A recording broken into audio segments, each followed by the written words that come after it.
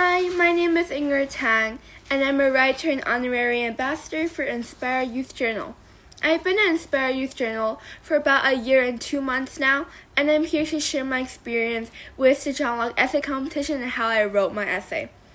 So for the John Locke Essay Competition 2025, I wrote for the politics category and recently received a very high commendation for question number 2, which places me in the top 1% of 63,000 applicants. At 13 years old and writing for a senior category is a really big achievement of mine, and I'm here to just go through how I did that. So first of all, I decided on question 2, which was talking about Thomas Burke, the wisdom and the votes of lettered and unlettered people, and democracies. We can define lettered and unlettered as the educated and uneducated, and that was the first thing I went through when I was starting my essay. I chose question 2 because of the recent events that have been plaguing the global geopolitical environment, especially regarding democracies and how people have the right to vote for the ideologies and decisions and policies that they want to see within their government, and how that might be currently restricted in some areas of the world.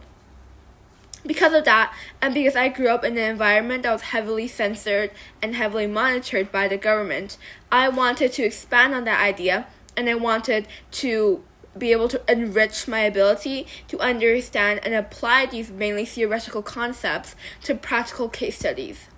So therefore, after I had defined the main parts of the question, unlettered, lettered, democracy, etc., I started talking and trying to research different case studies.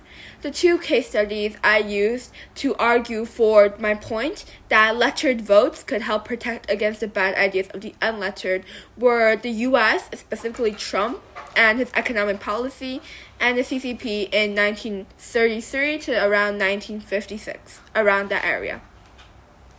And I decided to use these 2 case studies because they reflected a lot of very similar things. The first was far back in history, about almost 100 years ago, talking about how at that point unlettered people could not really comprehend the long-term consequences of their votes for the party, except for the short-term consequences of having food and having land. And that, of course, led to more events that were not very beneficial for the country or them, including death and famine. For the US, I decided to choose it specifically for the part about democracy, and I talked about the January riots and protests in the White House and how that was a direct attack against the fundamental ideas of democracy and how that related a lot to the question. I also talked about the motivation for the unlettered people of America to appeal so strongly to Trump's economic model, even though there isn't a lot of evidence, not even any, to support what he's trying to push here. And that's mainly because they're really stuck upon a very old model about manufacturing jobs that don't require a good education.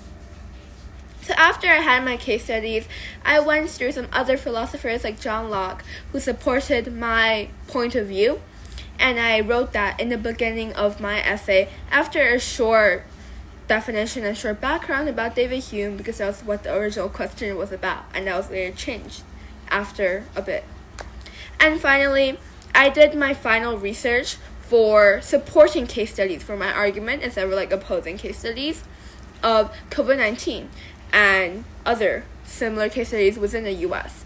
For COVID-19, I argued that the lettered people who helped educate the unlettered about the benefits of vaccines helped aim for a better cure for COVID-19, and how that assisted in benefiting the wider global audience.